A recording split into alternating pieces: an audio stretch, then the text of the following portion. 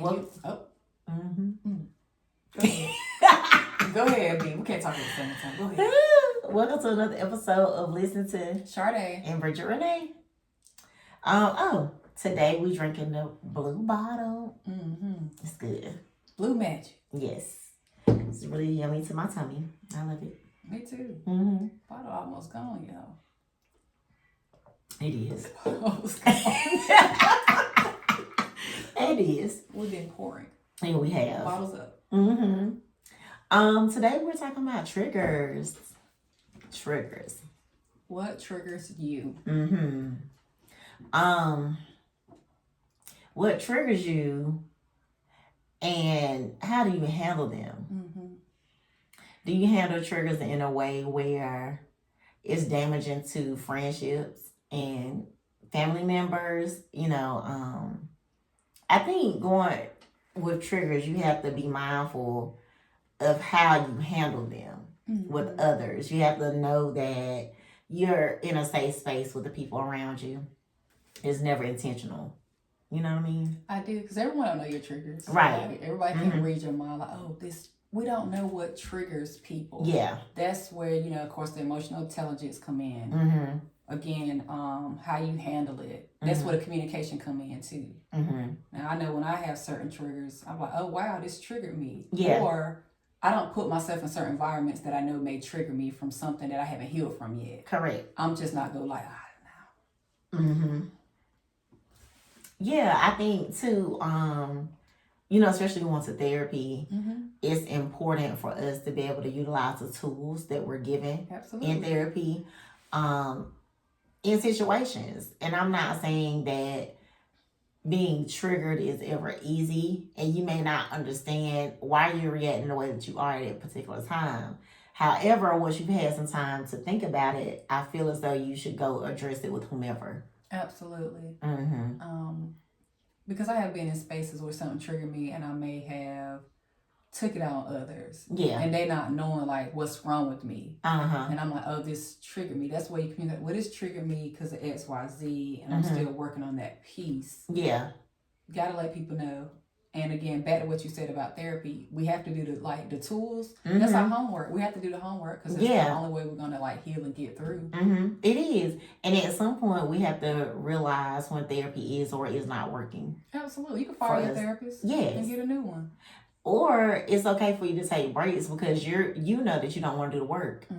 No, or you're not ready to do the work. Yeah. Because that work can be painful. It can be. Ooh. I know that I don't think it's really been a secret that I had a hard transition back to North Carolina. You know what I mean? I will talk to some people and they're like, oh, are you going to therapy? And my response would be, I'm not ready. Yeah. I'm just not right now. Because like you said, it's something that you really have to be ready for. You have to be ready to tackle whatever comes your way. And if you're not ready to tackle any of that, then it really just honestly becomes a waste of time to even go to therapy. But you have to learn your triggers. And I also want to say that having triggers is way different than grief. It is. Right? So grieving is something that you're going to do for the rest of your life. When you lose anybody that's important to you, I don't care who it is. You know what I mean? It could be from a parent, best friend, people. The title doesn't mean what the space that they hold with you. Right. I'm just saying that you'll always grieve. Now, talking about things and being in a general conversation or somebody asking you a question, that's a trigger, and that's what you have to learn how to handle it, how to better manage. Now, grieving, you go through, scream, cry, shout, whatever. Triggers, you could do the same thing, but we have to go through and navigate life a lot better with understanding our triggers. And then what do we do when we get them? Either remove yourself, I feel, from the situation. Communicate with the individuals you involved with or in that space with, if you feel safe enough to, express yourself with that. But you definitely have to figure out how to manage it. Because we triggered all day, every day when we out in this world. Like, that's a trigger. Yeah, and you have to also, to your point, know your audience. Know your audience. If you're in a safe space, then you know that it's not coming from a malicious space with those individuals. Right. Now, if you're having a general conversation, like if you're at work or you just out with a group of people that you're not really too familiar with, and they're talking about something, you also have to have the intelligence to know, okay, I don't know them. They ain't even talking about me. So let me take a step. You know what I mean? Take a step back, go outside, cry, whatever. But have the intelligence to know that, it ain't about you. No. Yeah. It's not always about you. You have to heal yourself enough to know that it's not about you. It's never personal. And sometimes it may be. And if you are around people that and it's personal, you approach it. Yeah. Oh. Can we have a conversation? You handle the situation accordingly. I've been in situations where I'm triggered. On social media a lot. I see comments about certain subjects that triggers me. And I'm like, okay, well, that's their opinion. You know what I mean? But I'm not one of the type of people that, let me, it's I had to learn that too. Like, yeah, that's their opinion. And then, of course, we all entitled to our own opinion. Right. And what you think of me is really none of my business. Right. Unless you want to make my business. Yeah. But, you know. Or a specific topic that's being discussed that involves me. Right. And people have their opinions about whatever said topic is. And I just have to realize, okay, well, that's their opinion. Yep. You know what I mean? I think that all too often, I feel like it's a collective. And I feel like I'm in that group of people that's tired of, I'm not tired of podcasts, right? But I am tired of certain topics being discussed on podcasts. It's draining and it's exhausting. But in the same breath, we will say, oh, protect black men and protect black women, right? But all too often, statistics are discussed. You know what I mean? Yeah. And I mean, if it's like talking about divorce or whether you're not married and at a certain age, are you basically in the good to get married, like leftover good, whatever. That is triggering. Yeah, or single mothers or single parents or whatever. Or you should be at a certain age. Yeah. Or how you should present yourself. Or what you should look like. Right. All that shit is triggering.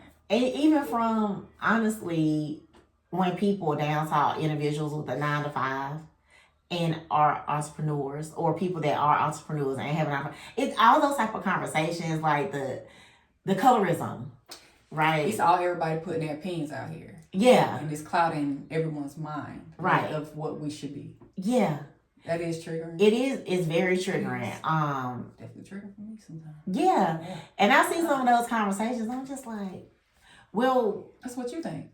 It is. And honestly, I feel like the people that have the most opinions about those topics as a whole have been hurt in a way, right? Maybe with the whole single mothers or parents, because all mothers are not single mothers, right? Or whatever. Absolutely. Maybe your upbringing wasn't that good. Or maybe, you know, you went through a hurtful relationship or divorce or what have you, or you may feel as though you're not marriage material and it's something that you really want, and it's all those things, like you're just putting off how you feel about yourself also other people. You're projecting on other people because you're triggered by their conversation or something they may be having amongst, even sometimes a group. Like, it's just conversation. And I feel like that's why people are like, anybody can just buy a microphone. And I get it. Because I feel the same way when I hear those conversations. I just feel like, and I feel like that's what makes our podcast unique too. Because we talk about topics that can help. Like help you, things that can help us, things that we've been through. I feel like we're very transparent. Yeah, I just want to help you think. And take a step back. Everybody do not have emotional intelligence. And it took me a long time to realize at one point that I did not. So I had to do the work within. Because I used to be around a lot of triggering shit. I'm like, this triggers me. Me going out to the clubs and thinking they go shoot some shit. I'm staying by the door. Because I've been in many places it just got shot up. And I was like, I don't want to go out anymore because this might happen. I don't want to be around this because they might say this or this might happen. So had to learn how to deal with it. Again, like she said, know your audience, know what makes you comfortable in a comfortable space.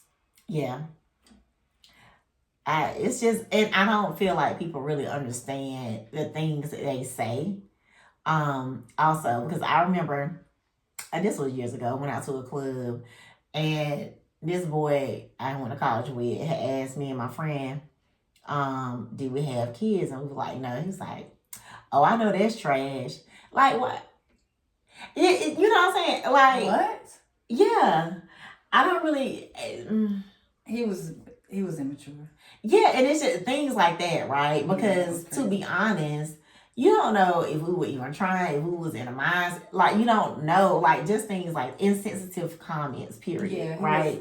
You don't know, even down to, we can talk about marriage, oh, you ain't that's not everybody's dream. That's not everybody's dream. Everybody doesn't want to have kids. Some people that have kids don't want them. Some people that's married or single. Like, it's a lot of different things that go into all these topics, and to just hop on social media or whatever, I definitely understand it can be triggering. However, we have to learn the battles that we pick. We have to learn which ones to pick and choose from, because it's other people's opinion. And we have to know, that's the point of going to therapy. My whole definition of therapy is the fact that people know they need therapy, they go to deal with people that don't think they need it. Right. I agree with you there. You know what I'm saying? So if you're going to therapy, what are you gaining from it? You have to ask yourself, if I'm not gaining anything from therapy, if I'm not able to use the tools that I needed to, and it don't have to be in a moment, right? Let's not confuse the two. But it's just understanding the fact that, okay, I handled that wrong. Let me go over here. And self-reflect. Yeah. And then come back. And I think for me, that's the importance of therapy and understanding yourself and what you're surrounded by. Absolutely. How to handle different situations. Self-growth. Yeah. Again, emotional intelligence. Healing. Yeah. We got to heal. Listen, changing is very uncomfortable. So you pulling out all the ugly of yourself. I feel like, honestly, it's so crazy, because I was talking to a really good friend of mine, and she made a comment, because we both she still lives in Maryland. And Joe. Hey, Joe. Yeah, hey, Joe. She still lives in Maryland, and I lived there for 2 years. And she said to me that I haven't felt settled since I've been here. And I said, that's so crazy, because I never did. I never felt settled there. And I don't know if it's because of my job. Now, did I enjoy being there? Yeah, but it was also kind of clouded because of my job and how toxic it was there. So even speaking of that, that's triggering. Yeah. Work could be triggering. Like, put yourself in a new space. Yeah. And something seemed familiar from an old space can trigger us too. Like, this looks too familiar. Let me take a step back before I do get triggered, because it looks familiar. I have been in many jobs. I'm like, this looks like my previous job. It's like my old job. This is triggering. However, let me give it a chance. Let me not judge the environment first. Let me not take in what I gained from somewhere else and place it here. But it could be triggering because of the atmosphere. Yeah. It's like the old. Yeah. And I think, to your point, now we're talking, I feel like I was triggered moving back here. Why? I think I was triggered because of when I left, what I was surrounded by. Okay. And when I came back, it was like, I just felt like I came back to a place where it was very little growth with some people around me. You know what I mean? And that was triggering, because I'm like, gosh, like, and then to hear, like, constantly, oh, you changed. Well, I grew. Yeah, we have the right to evolve. Everybody not gonna like you in that space, and that's where we have to fight to stay true to ourselves. Everybody not gonna like your change, your growth, your transition. When I moved back to Goldsboro, that was fucking triggering because of the scars that was there. Already there. From things I grew up seeing, passing by my old house, from just so much that took place in my upbringing. But I was glad I moved back, because I was able to face those indifferences. That's very true. And it helped me grow. And it helped me get closure. But it was triggering. I really was mad every day. Yeah. I was mad every day. Yeah. I might didn't look mad, but I was angry. Yeah, and it's a disappointing feeling. Very. I wasn't settled there at all. Like, I felt like I was just rambling, always in survival mode with my mental because I didn't want to be in that space. That's exhausting. Yeah, yes, exhausting. All caps. To feel like you're in survival mode or being, it ain't a feeling, it's being in survival mode. It's very exhausting. It's exhausting too to be around individuals that don't choose to grow. You know what I'm saying? Or to say, you used to be like this. I'm like, well, nigga, am I like that now? You know what I learned though? Fish, can we throw the... Yeah. Right. I have learned for real that people say that they are comfortable with the person that they knew. Yep. Do you know me now? They're comfortable with the person they knew, and very little people get to know who you are now. Primarily because they're still stuck in whenever y'all met. Yep, still stuck on how you used to be. Yes, I used to be ratchet, all caps. But I am woman now. What's your name? Omari? I am woman. Okay? Okay? It's still there. Yeah. A little bit still there. Of course. But I have evolved. So let's, that was the old me. Yeah. Meet the new me. Maybe. And you have to allow people, when they do evolve and change and grow, you have to allow individuals the chance to learn them again. Absolutely. Yeah, because, let's be honest. We can go a week without talking to each other and we completely different. That's true. Because we don't know what either one of us experienced throughout the week. Right. Yep. So you talking about you ain't really had an in-depth conversation with somebody in months. And I'm talking about surface, right? Because everybody has surface conversations. Yep. I was talking about how are you doing? How are you? We all show up as the representative. Right. Because if honestly, you might catch me in a moment where I feel good, right? Or you might catch me in a moment where I just don't feel like talking about it. And I'm telling you that I'm okay.